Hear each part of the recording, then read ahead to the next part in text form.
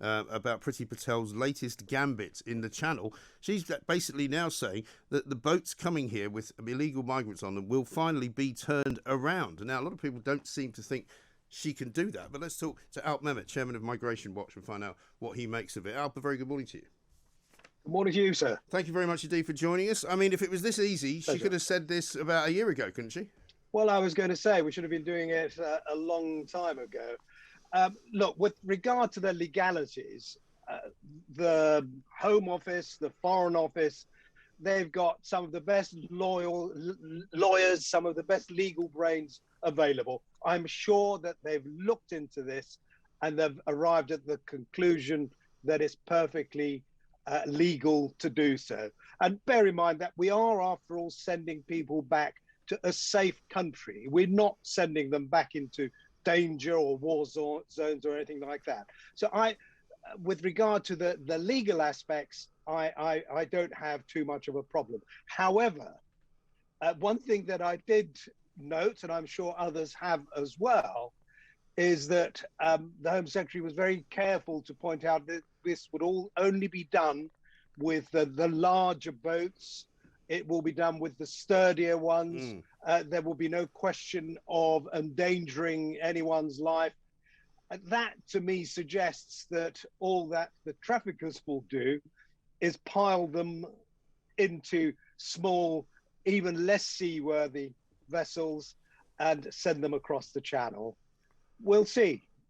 Well, one of the questions, and we're looking now at some migrants stepping off an RNLI boat. One of my suggestions to John Rentoul, who was here a minute ago, was that surely they could turn around the RNLI boats, because they are sturdy boats and they are boats which are arriving on our shores with illegal migrants on them, and they are not a government operation. So technically speaking, we could tell the RNLI to get lost as well. That's one way of doing it. Sorry, RNLI, you can't come back into your own country. Well, not yes. with. I mean, if they were filled with illegal cargo, right? If the RNLI were secretly running a cocaine racket and they had blocks of cocaine on their ships, we'd turn them away. Same here. Well, we wouldn't. We'd take them in and arrest them, actually. And this is what we should be doing with those being brought over anyway. We should detain them, hold on to them. If they're applying for asylum, well, I would argue that you can quickly decide whether or not they qualify, and those who don't should be sent back at that point. If we do decide to continue with their applications and consider their applications, then they should be held until we reach some sort of conclusion, not be sent into accommodation, given pocket money, and frankly allowed to roam freely at will. Right. That's really what's wrong at the moment. And I'm sure that some of them actually working on the black market as well. Well, I think that's the worry, isn't it? Because of the way that this business is being operated, because of the way that the human traffickers are now multi-millionaires who are running effectively a mass movement of people operation, a criminal enterprise, something which is now very well organised indeed. You wouldn't be at all surprised to find out that some of those coming are ending up working for these traffickers in other areas of criminality. I have absolutely no doubt of that, and that is exactly what's happening.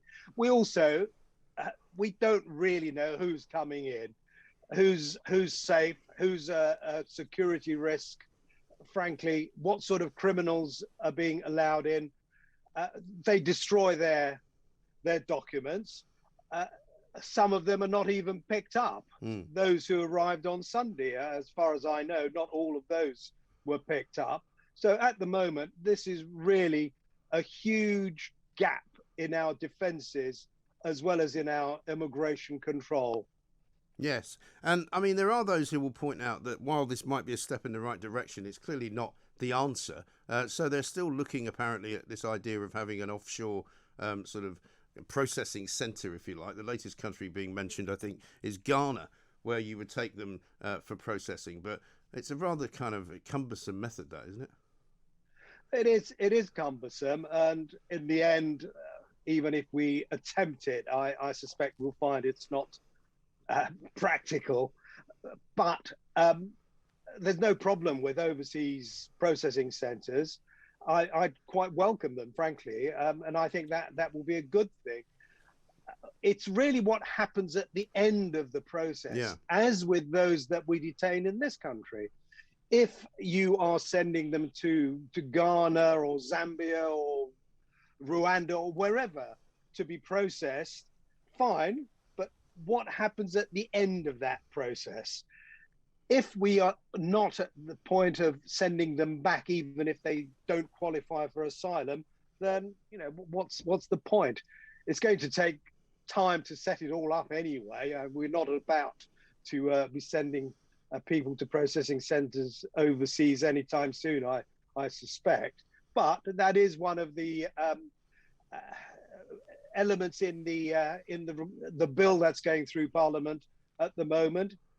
Let's see whether it actually makes it into an act, and indeed whether or not the government actually acts on it. My concern really is that I've heard so often over the last 3 years about how we're going to stop it, how we're going to put an end to trafficking, how we're going to make sure that the business model fails. And time again, all that happens is that numbers shoot up. Yes. We've gone from a few hundred 3 years ago to well over 13,000 this year. Yeah. And it's going to continue going up because it's easy money for the traffickers. Well, of course. And as soon as you can get 1,000 people to come in one day, particularly on calm days, and I know it's going to get a bit rougher as we get further into the autumn and into the winter, but nevertheless, at the height of summer, and we're still there for at least another 3 or 4 weeks, I would say, I mean, you could be looking at getting 5 or 6 or maybe even 10,000 in any given week. So we could end up before the end of this year, Alp, with a number more akin to 30 or 40,000. Well, it's going to end up looking more and more like what is going on in the Mediterranean and what has been going on in the Mediterranean for some time. And there's clearly going to be no shortage of people who want to take this path, who want to embark on this route. I think William Hague, a former leader of the Conservative Party, wrote earlier this week that there are millions in Africa who are potentially going to end up making their way north into Europe, and a lot of them to this country. Can we please seriously look at how we're going to prevent people from leaving these countries in the first place, but then not simply taking them in because it's generous and it's virtue signaling a lot of the time, but because in the end we're not doing them any favors.